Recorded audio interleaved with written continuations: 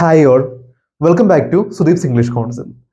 ഇന്ന് നമ്മൾ വളരെ ഡീറ്റെയിൽഡ് ആയിട്ട് പഠിക്കാൻ പോകുന്നത് പ്രിപ്പോസിഷനായ ഓഫിനെ പറ്റിയാണ്.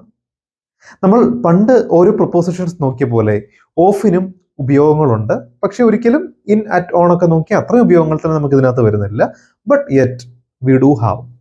അപ്പം ഓഫ് എന്ന് പറഞ്ഞ പ്രിപ്പോസിഷൻ നമുക്ക് ഇമ്പോർട്ടൻ്റ് ആണ്. കാരണം പല സ്ഥലങ്ങളിലും ഒരു ബന്ധം കാണിക്കുന്ന ഒരു പ്രിപ്പോസിഷനാണ് ഓഫ് എന്ന് പറയുന്നത്. ഓക്കെ, അപ്പൊ ഞാൻ നേരത്തെ പറയുന്നു, ഏറ്റവും ഇമ്പോർട്ടൻ്റ് ആയിട്ടുള്ള അറ്റ്, ഇൻ, ഓൺ പോലെയുള്ള ഉപയോഗങ്ങൾ അത്രയും തന്നെ ഓഫ് ഇല്ലെങ്കിലും ഓഫ് ഉപയോഗിക്കേണ്ട സ്ഥലങ്ങൾ ഇമ്പോർട്ടൻ്റ് ആയ 2-3 സാഹചര്യങ്ങളുണ്ട്. അതാണ് നമ്മൾ ഈ ഒരു ക്ലാസ്സിൽ വളരെ ഡീറ്റെയിൽഡ് ആയിട്ട് നോക്കുന്നത്. ഓക്കെ, അതുകൊണ്ട് എല്ലാവരും, നിങ്ങൾ ആദ്യമായിട്ടാണ് ഈ ക്ലാസ് കാണുന്നതെങ്കിൽ ഇൻ, അറ്റ്, ഓൺ ഈ പ്രിപ്പോസിഷനുകളിലെല്ലാം വീഡിയോ കാണുക. അതുപോലെ വിത്തിന്റെ പ്രിപ്പോസിഷൻ വീഡിയോ ഉണ്ട്, കാണുക. ഒരു ഓർഡറിൽ തന്നെ കണ്ടുപോകുന്നതായിരിക്കും ഏറ്റവും നല്ലത്.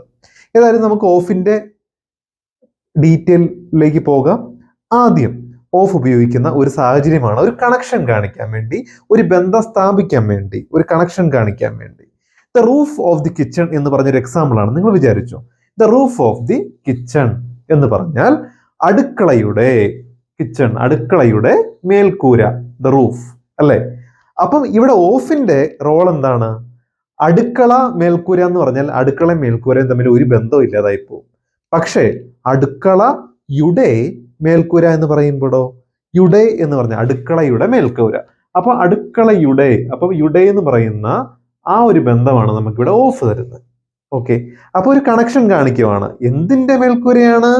അടുക്കളയുടെ മേൽക്കൂരയാണ് എന്ന് നമുക്കൊരു ബന്ധം സ്ഥാപിക്കുന്ന ആണ് ഓഫ് എന്ന് പറയുന്നത്. എന്തെങ്കിലും ഒരു സാധനത്തിന്റെ, അതിൻ്റെതാണെന്ന് കാണിക്കാൻ വേണ്ടി ഉപയോഗിക്കുന്ന വാക്കാണ് of. The name of the book. അപ്പം ബുക്ക്, പേര് എന്ന് പറഞ്ഞ എന്തെങ്കിലും ബന്ധം ഉണ്ടാവോ? ഇല്ല.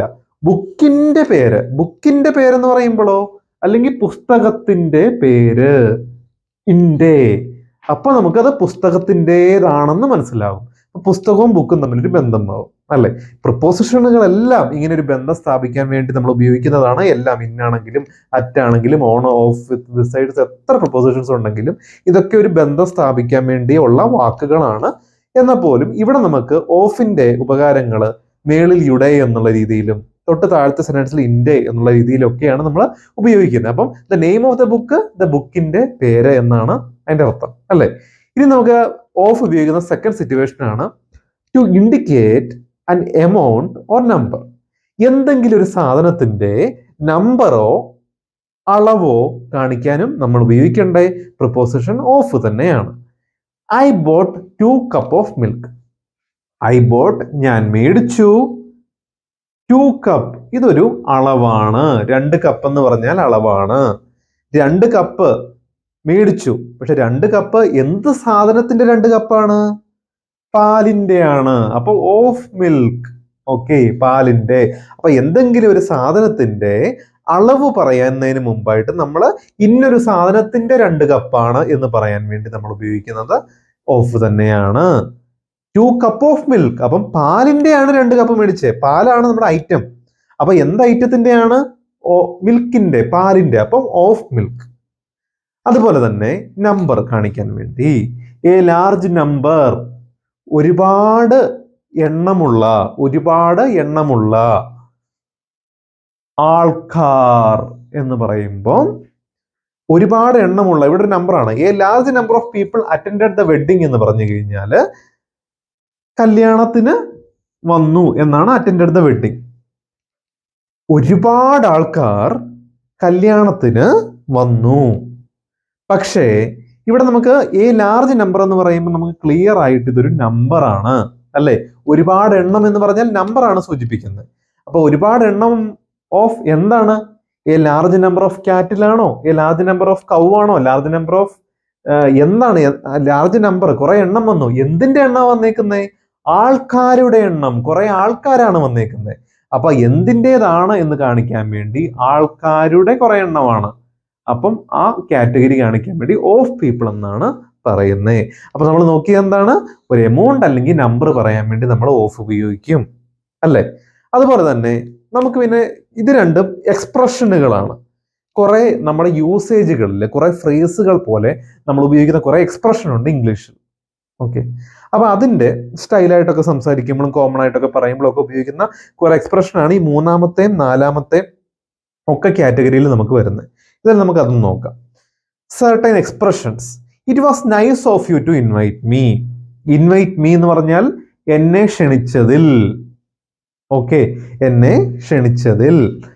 ഇറ്റ് വാസ്, അത് നല്ലത്. ഇറ്റ് വാസ്, അത് ആയിരുന്നു എന്നാണ്. അപ്പൊ നൈസ് ഓഫ് യു എന്ന് പറയുമ്പം അത് നല്ലതായിരുന്നു, താങ്കൾ എന്നെ ക്ഷണിച്ചതിൽ സന്തോഷം എന്നാണ് മലയാളത്തിന്റെ ശരിക്കും ഒരു ഉപയോഗം. താങ്കൾ എന്നെ ക്ഷണിച്ചതിൽ വളരെ സന്തോഷം. അപ്പൊ നമ്മൾ ഇംഗ്ലീഷിൽ എങ്ങനെ പറയുക? It was nice of you to invite me. അപ്പൊ ഇങ്ങനെ നൈസ് ഓഫ് യു എന്ന് പറഞ്ഞത് ഒരു ഫ്രേസ് ആണ്. എപ്പോഴും നമ്മൾ ഒരുമിച്ച് ഉപയോഗിക്കുന്നതാണ് ഈ ഒരു ഫ്രേസിന്. എന്ന് പറഞ്ഞാൽ അതിന്റെ അർത്ഥം വളരെ സന്തോഷം എന്നുള്ള രീതിയിൽ നമ്മൾ ഉപയോഗിക്കുന്നതാണ് nice of you. It was nice of you to invite me. താങ്കൾ എന്നെ ക്ഷണിച്ചതിൽ വളരെ സന്തോഷം എന്നാണ്. അപ്പൊ ഇങ്ങനെ കുറെ ഫ്രേസുകളിൽ of you, nice of you, അങ്ങനെ കുറെ ഫ്രേസുകൾ നമുക്കുണ്ട്. താങ്കൾ എന്നെ ക്ഷണിച്ചതിൽ, താങ്കൾ. അപ്പം അതുപോലെ തന്നെ kind of you. Kind of you എന്ന് പറഞ്ഞു കഴിഞ്ഞാൽ അതും വളരെ സന്തോഷം എന്നൊക്കെ നമ്മൾ മലയാളത്തിൽ അങ്ങനെ ഉപയോഗിക്കാറുള്ളൂ.